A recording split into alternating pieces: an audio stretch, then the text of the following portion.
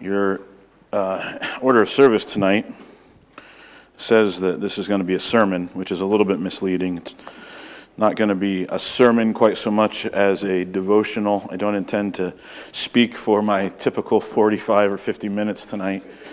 I really just have a few thoughts to share with you. And unlike a sermon also, you know, when you sit down and listen to a sermon, you kind of expect to be taught something, maybe be taught something new, or at least to have something that you already knew reminded to you or shown to you in a new light. And I don't even have the ambition of doing that particularly tonight. I just want to set before you the truths of Jesus' sacrifice so that we can look at them and meditate on them and be reminded of the sacrifice that Jesus made for us. And so we're going to spend a few minutes looking at Luke chapter 22. I'm not going to put the words up on the screen for you. You can turn to it in your Bibles if you like, or just listen as I read through it over the course of our devotional time tonight. We're going to be considering Jesus' abandonment, Jesus' betrayal, Jesus being left alone. And I was thinking about that this week. Many of you know that my wife and kids were gone this week. They abandoned me, left me alone this week. And if you've heard me talk about that, you know also that I enjoy that. I enjoy having the house to myself for a while. I'm enough of an introvert that I enjoy having the house to myself and not having to interact with people, even people that I love, for a few days. But whenever they do this, and they do this once or twice a year, that's been the habit over the years. Whenever they do this, the week always progresses in roughly the same pattern. The first 3 or 4 days, I'm glad to be alone. And then with a steadily increasing frequency over the course of the final 2 or 3 days, I find myself not liking being alone anymore and wanting them to return. And this is a surprise to me because I've always simply thought of myself as an introvert and never thought that the day would come when I didn't want to be alone. So I don't know whether it's just that Laura has domesticated me over the 20 plus years that we've been together or what it is. But I think the reality is that's just a reflection of human beings, right? Whether you're an introvert or an extrovert, the reality is God made us to not be alone. He made us to be with other people. He made us to be with Him, ultimately. And so even if you're an introvert like me, or even if you're a more extreme introvert, maybe you're even further down that spectrum than I am, eventually the time comes when you don't want to be alone anymore, right? Maybe there are exceptions to this. Maybe there are very, very extreme introverts, misanthropists, and people like that who really hate being with people. But I suspect that with those exceptions aside, every single person, whether they're an introvert or an extrovert, ultimately finds a place in their heart where they know they were made to be with someone. They were made to crave being with another person. And ultimately, the person that we were made to be with is God. So this evening, as we consider Jesus being abandoned, Jesus being betrayed, what we want to consider is that it is because Jesus was abandoned that we can be assured that we will never be abandoned again.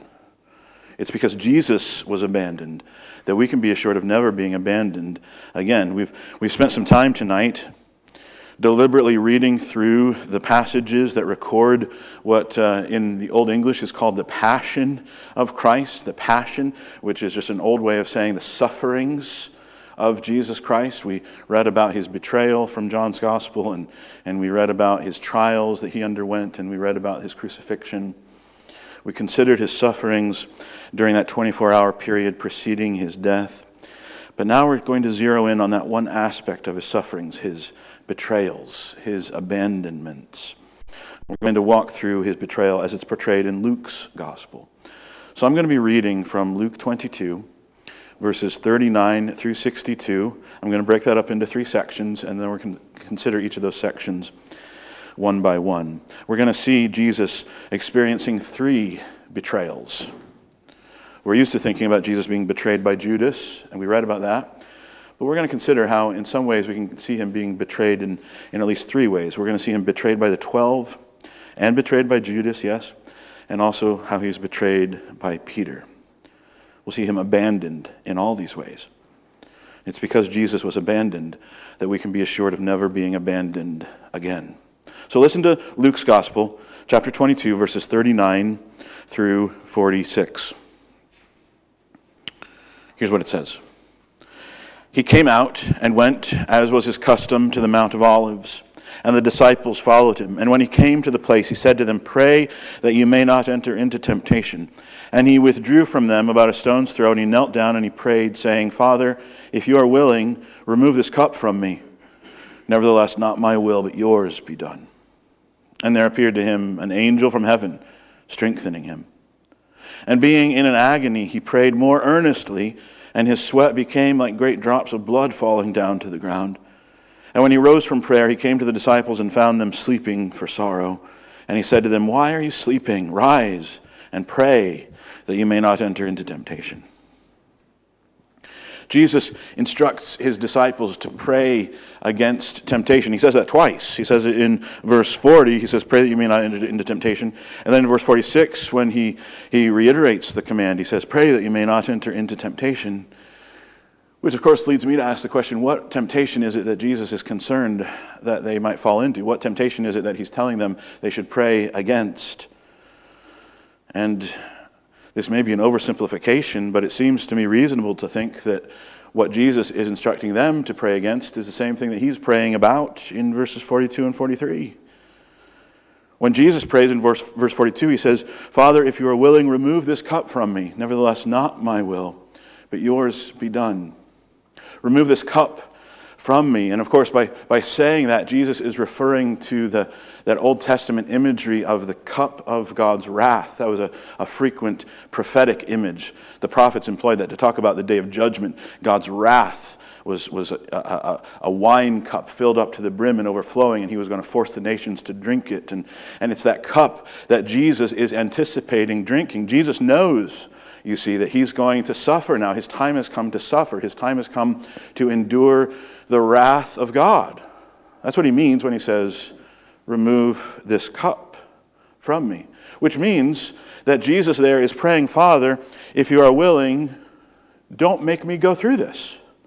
Right? Is there some way, Father, that I won't have to endure the wrath? And I admit to you, I don't know how to make sense of this in my mind, because from a theological standpoint, my mind immediately goes to the idea that Jesus is the incarnate God who has, along with God the Father and God the Holy Spirit, ordained the plan of salvation from before the foundations of the world. And I don't know how it is that here in this moment in the Garden of Gethsemane, he is now praying, "Father, is there some way? Take it away." I don't know how those things work together, that he can be eternal God who ordained it and also human being who dreads it. But there it is. It's true, isn't it? Jesus, in some manner there in the garden, dreads this thought, and he prays, "If it's possible, take it away." So I think just jumping off from there, when Jesus tells the disciples, "Pray that you may not fall into temptation," maybe what he is concerned about for them is the same thing which, were he anybody else, it would be concerning about him too. That is, the temptation to abandon the mission, the temptation to walk away from God's plan.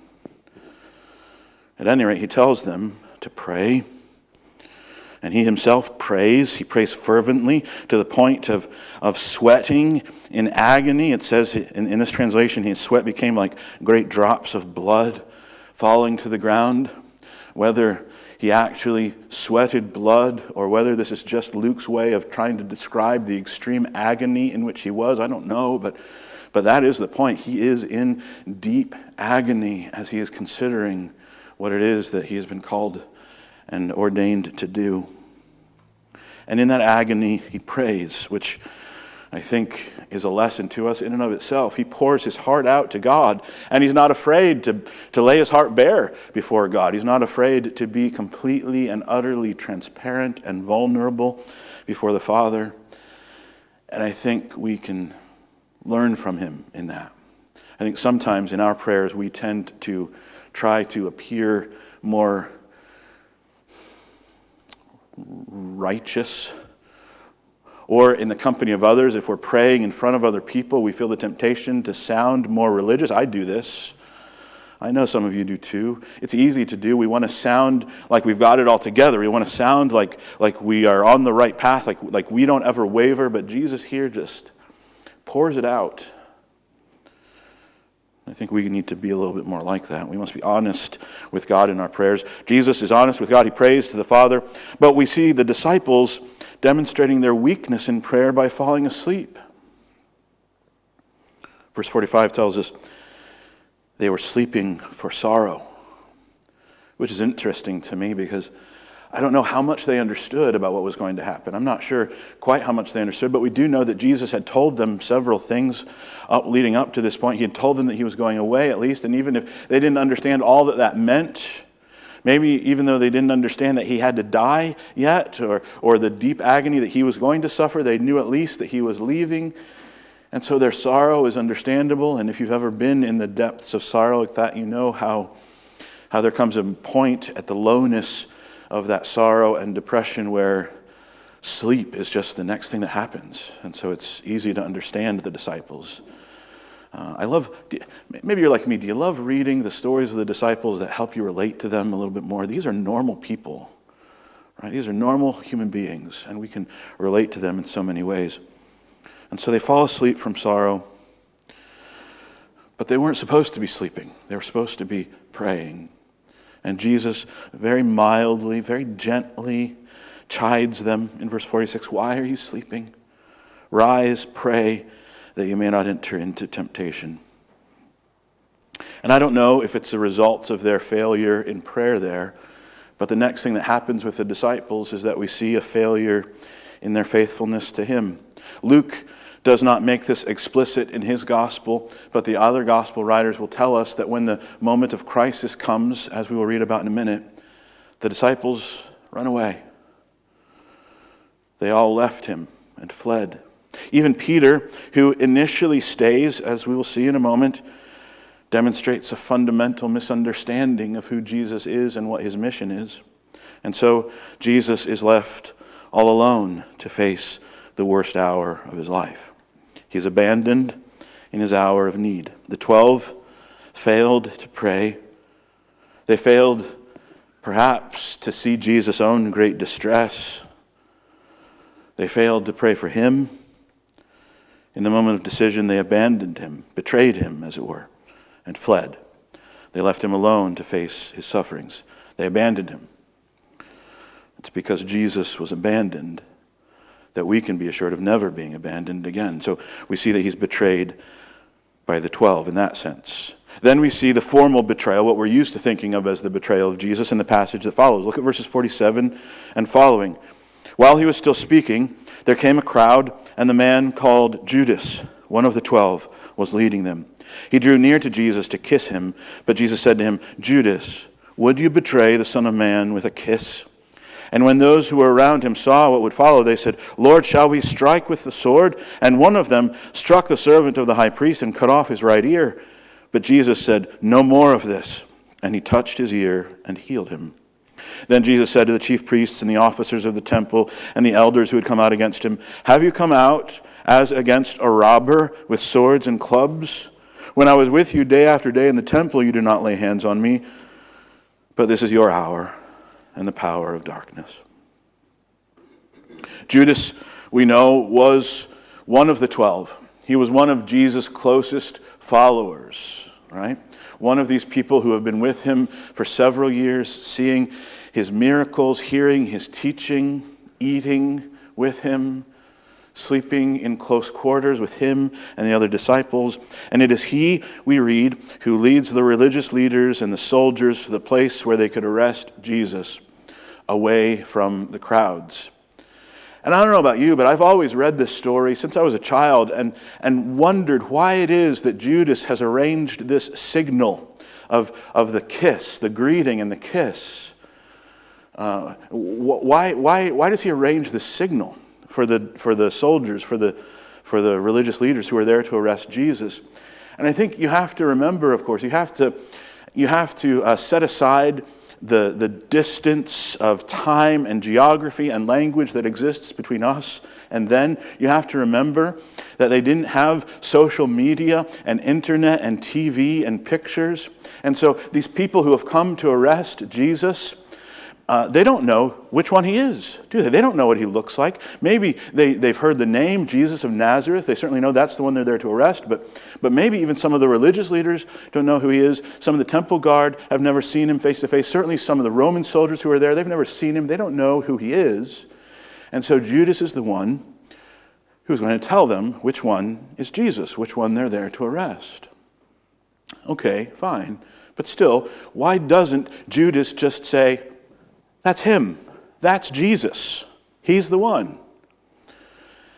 And I can only think of one reason why Judas would do this, why Judas would come up with this signal. And because this signal is a normal thing, right? The way a student would greet a rabbi in those days was just this way. It would be a kiss on the cheek.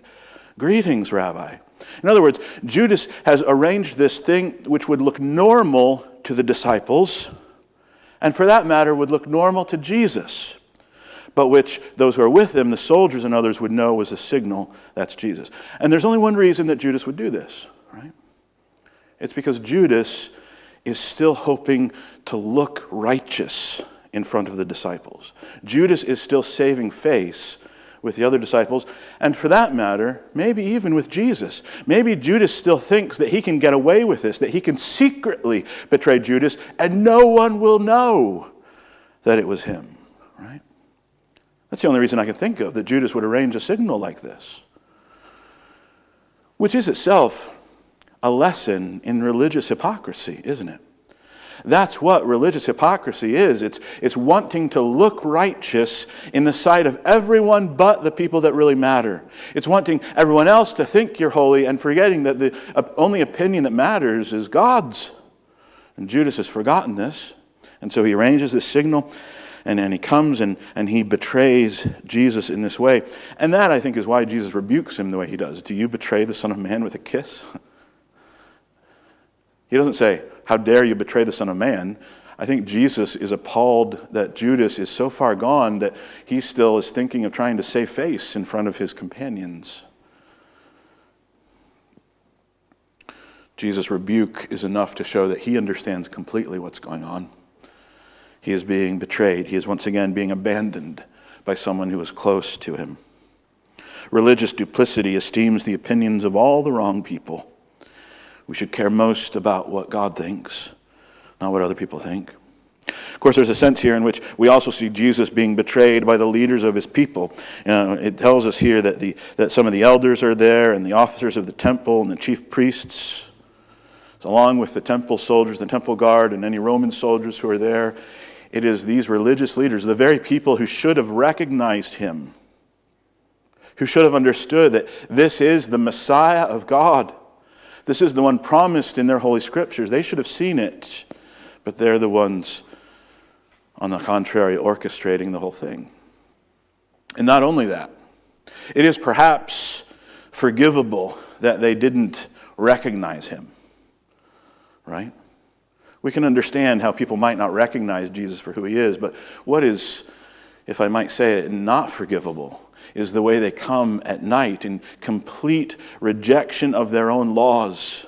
They come at night to arrest him because they themselves, like Judas, are so concerned about the opinion of the people. They very deliberately did not arrest him while he was in the temple. That's what Jesus rebukes them for. I was in the temple day after day. You could have arrested me anytime. But they didn't want to do that because then they would have looked bad to the people. They might have risked a riot. And so they come at night, which was a violation of the law, to arrest him. And in that sense, they're betraying not only him, but they're betraying the law. They're betraying the people whom they were supposed to safeguard. Jesus is betrayed. He's abandoned. And then finally in this passage, we see Jesus being betrayed by Peter. Look at what happens next. Verse 54. When they seized him and led him away, bringing him into the high priest's house, and Peter was following at a distance. And when they had kindled a fire in the middle of the courtyard and sat down together, Peter sat down among them. Then a servant girl, seeing him as he sat in the light and looking closely at him, said, "This man also was with him."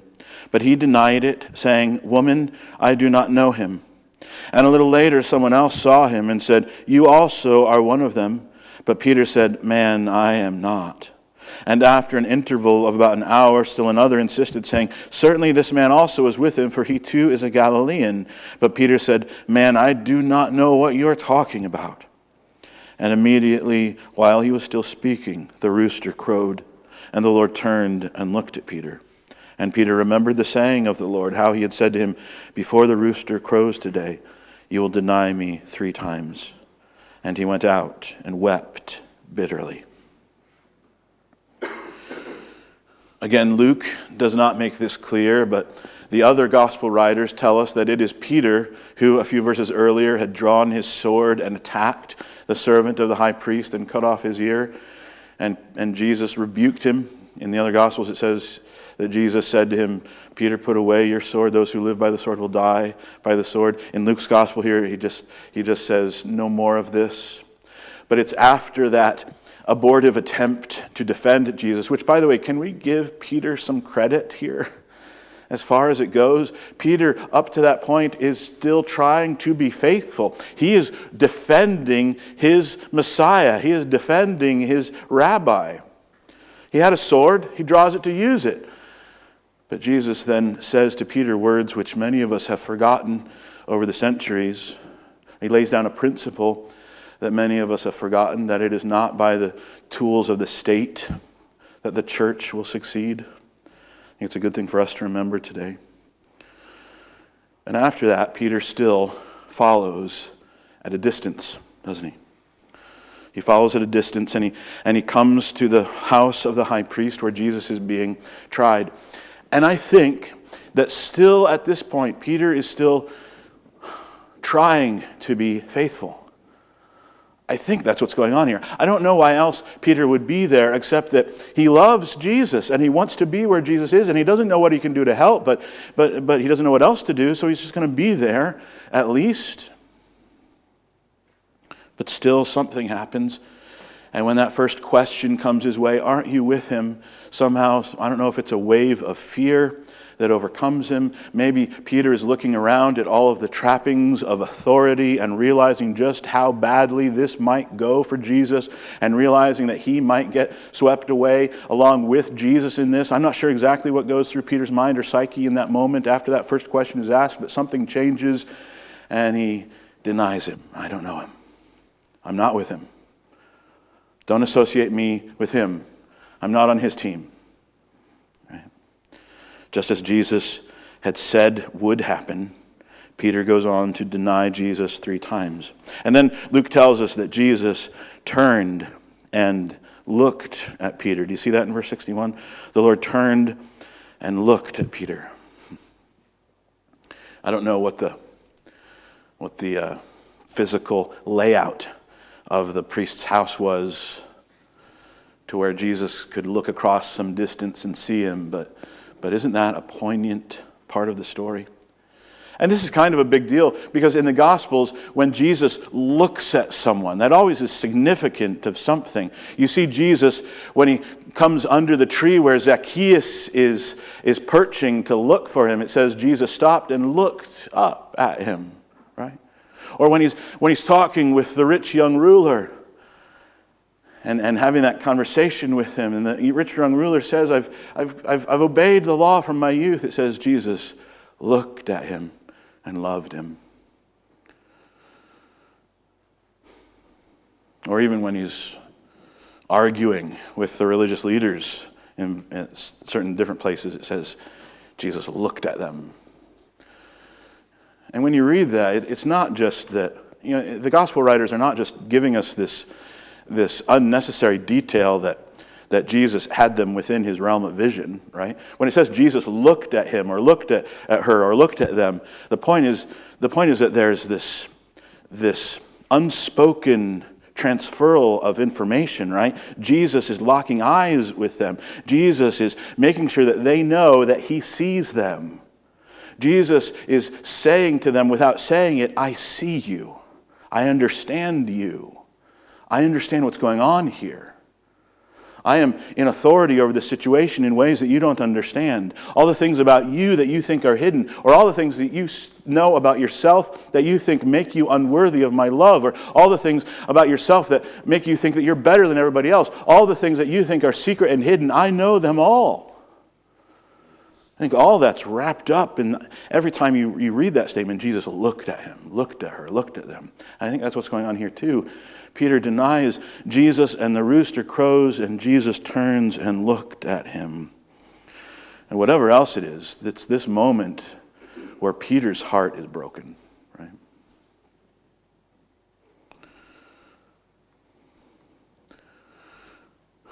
What was spoken without being spoken in that look from Jesus to Peter?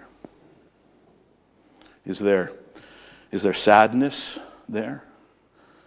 Is there empathy, expectancy, pity? Is there sorrow, love?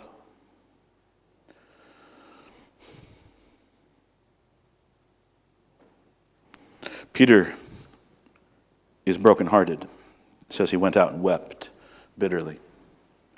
Understand when it says in this translation he wept bitterly, it's not saying that he felt bitterness in his heart. It's saying that his weeping was the weeping of somebody who is at the end of their rope. They're at the end of themselves. This is Peter weeping to the point where he has nothing else to do or say. Have you ever felt the look of Jesus like this? Have you ever experienced Jesus looking at you? I don't pretend that this happens a lot. At least it doesn't happen for me very often. But there are moments, aren't there, when you're reading the Word, or when you're in deep and all-consuming prayer, and when you're in those moments when you really have grasped the reality that the person that you're speaking to, the eternal God of the universe, is really there. It's gone beyond the point of just an exercise, just a religious duty that you do on a regular basis, and you're actually communing with God, and you feel the truth of that Jesus, the Savior, the one who created heaven and earth, the one who died on the cross, the one who rose again, that He is there talking to you. I'm telling you, that doesn't happen for me a lot. I wish it happened for me more, but there are moments when you grasp that in prayer, right? It's Jesus looking at you, Jesus saying, I see you, I know you. When those moments happen for you, what is your response? Peter responds by immediately realizing his failure and weeping. We read this story, and like so many other stories in the Bible, it's tempting to read it and kind of go, oh, Peter, how could you? What's wrong with you, Peter? How could you do this? How could you deny Jesus like this? One of my favorite Christian musicians, and my list of favorite Christian musicians is rather short. I much prefer non-Christian musicians. I'll just be honest with you. But one of my favorite Christian musicians was Rich Mullins. And not because I thought he wrote great music. I'm not a music connoisseur, but I know what I think sounds really good, and I know what I think sounds really cheap. And I think a lot of Rich Mullins' songs musically were kind of cheap. But that man could write words which pierced. He was just honest, transparent, and vulnerable. And he gathered a group of men around him who played, and they called themselves the Ragamuffin Band. And after Rich Mullins died, they put out 1 or 2 albums. And on one of those albums, they have a song called Help Thou My Unbelief. And they say this: if Peter, who had seen you and was touched by your hand, could betray you, then what can save me? I think that's the right response to this story. We're not supposed to read this and go, oh, Peter, how could you? We're supposed to read this and go, if even Peter, who is the best of us, And so many biblical stories are like that, by the way. Stories about Moses and David and others. We're supposed to read these and go, if these men who are the best of us, if they could do these things, then what hope do we have? If Peter, who had seen you and was touched by your hand, could betray you, then what can save me? And in the song they go on to say, only you can save me. Only you. At any rate, Peter becomes one more in the line of people who abandoned Jesus, who betrayed Jesus. Jesus is abandoned. He's betrayed. And throughout all of this, I want you to notice a couple of things about Jesus' sufferings that are important for us to notice, both as we think about our own sufferings and more as we think about how God used Jesus' sufferings for our redemption. First, even when everyone else betrayed him, God answered Jesus' prayer in verses 41 and 42. When Jesus prays, saying, Father, if you're willing, remove this cup from me. Thus not my will, but yours be done. The Father answered him. He did not grant his request of removing the cup of wrath from him, but he granted him strength. Verse 43, there appeared to him an angel from heaven, strengthening him. Sometimes when we are praying about our own sufferings and asking God to remove them from us, God's answer to us is not to remove the sufferings, but to strengthen us, to endure them. Isn't that true? But second, and perhaps more to the point, no matter what our sufferings might be, we can be sure that they are nothing compared to Jesus' own sufferings. Jesus is betrayed by all those on whom he should have been able to rely. He is abandoned in his time of greatest anguish. He experiences betrayal. In fact, I think we can say it this way. He experiences his people's betrayal so that his people would never experience his betrayal. He is left alone so that we would never be alone. Jesus is abandoned so that we will never experience abandonment ever again. And you understand, brothers and sisters, don't you, that when Jesus does finally die on the cross, as we read about, when he yields up his spirit and he cries out those words, my God, why have you forsaken, why have you abandoned me? That there is some sense in which that is a statement of simple truth. There is some sense in which Jesus on the cross is experiencing abandonment by God. That's what the wrath of God is. That's what hell is. That's what we earn for our sin. Our sin is nothing less than saying, God, I will do it my way. I don't trust you. I don't believe you. I don't want you. And the final result of that is God saying, fine, if you don't want me, you won't have me. And all of the biblical pictures of hell are just ways of talking about that, being abandoned finally by God. And that's what Jesus experienced. He wasn't just abandoned by the 12. He wasn't just abandoned by Judas. He wasn't just abandoned by Peter. He was abandoned in some sense even by his Father. But only for a time. And before he died, we are told that he says those final words, it is done. It is finished. Jesus was abandoned so that we can be assured of never having to face that abandonment ourselves.